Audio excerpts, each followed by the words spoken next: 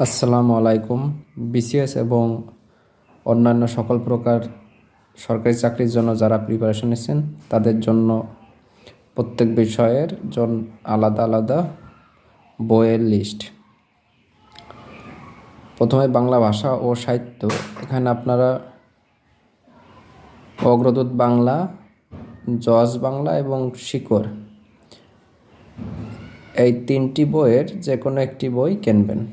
আপনারা একাধিক বই, একটি বই শেষ করে পরে আরেকটি বই কিনবেন। কখনোই একসাথে 2-3টি বই পড়বেন না, তখন শেষ করতে পারবেন না, মাথারও জ্যাম হয়ে যাবে। আর সাথে অবশ্যই নবম দশম শ্রেণীর বোর্ড বইটি পড়বেন, বাংলা ভাষার ব্যাকরণ যে বইটি। নতুন পুরাতন উভয় বইটি পড়বেন। এরপরে ইংলিশ গ্রামারের জন্য যাদের বেসিক দুর্বল তারা অ্যাডভান্স লার্নার্স অর্থাৎ 9-10-এর যে বইটি আছে অ্যাডভান্স বইটি, ওই বইটি পড়বেন। আর বেসিক যাদের মাঝারি তাদের জন্য ইংলিশ টিউটার অথবা ইংলিশ সস এই দুইটি বইয়ে যে কোনো একটি বই পড়বেন। আর বেসিক যাদের ভালো তারা মাস্টার ইংলিশ বইটি কিনবেন।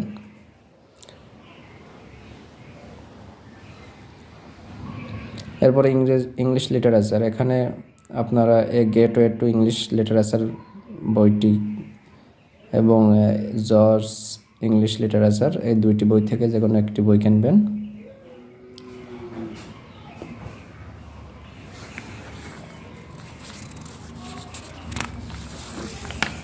এরপরে গণিত অংশ, যাদের বেসিক দুর্বল তারা অবশ্যই ষষ্ঠ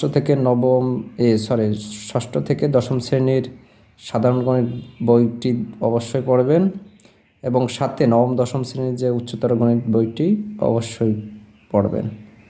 আপনাদের এই ষষ্ঠ থেকে দশম শ্রেণী পর্যন্ত সকল ম্যাথই জানা লাগবে, না হলে আপনারা কখনোই ম্যাথে ভালো করতে পারবেন না। আর যাদের বেসিক মাঝারি আছে তারা জর্জ ম্যাথ, ইংলিশ টিউটার বা ইংলিশ ককটেইল এই তিনটি বই থেকে যে কোনো একটি দেখতে পারেন। আর যাদের বেসিক অনেক ভালো, বিশেষ করে সায়েন্সের স্টুডেন্ট যারা, তারা খায়রুলস বেসিক ম্যাথটি দেখতে পারেন। কারণ সায়েন্সের স্টুডেন্ট যারা তাদের কাছে ম্যাথ আহামরি কঠিন না, সেহেতু তাদের বেসিক ভালো থাকে, তারা শুরু থেকেই খায়রুলস বেসিক ম্যাথ বইটি